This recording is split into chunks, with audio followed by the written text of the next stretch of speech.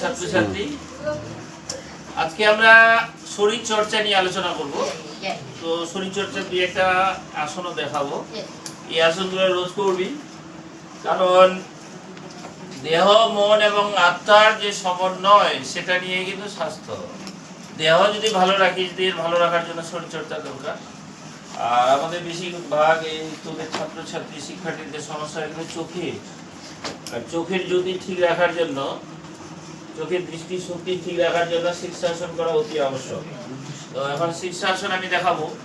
এই শীর্ষাসন গুলা তোরা কিভাবে করতে হয় একটু দেখে নিস। হ্যাঁ, দেখবি, ওয়াশিং করবি। হ্যাঁ,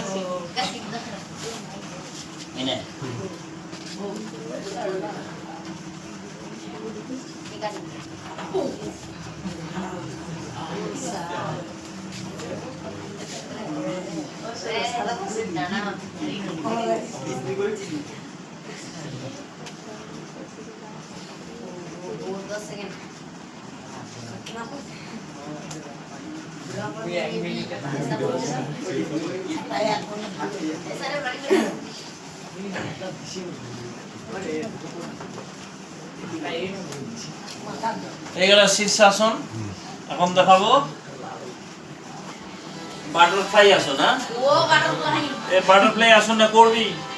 এই আসনটা করলে তোদের পেলভিক রিজিয়ন এটাকে বলা হয়, এখানে যে তোদের নানা সমস্যা হয় না ওটা সেরে যাবে।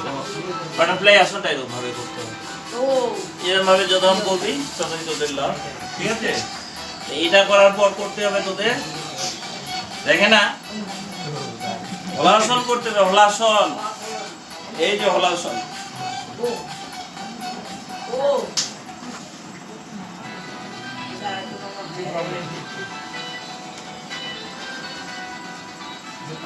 এই হলাসন হলো, দেখলি? এবার করতে হবে ধনুর আসন, ধনুকের মতো বাড়তে হবে। এইটা করলে কোমরের ব্যথা সারবে, দেখবি।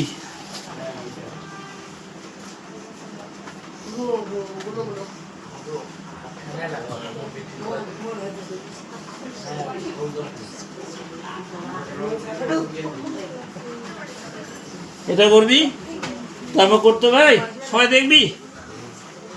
এটাকে বলে ভুজঙ্গ আসন। এটা করলেও কোমরের ব্যথা ছাড়ে।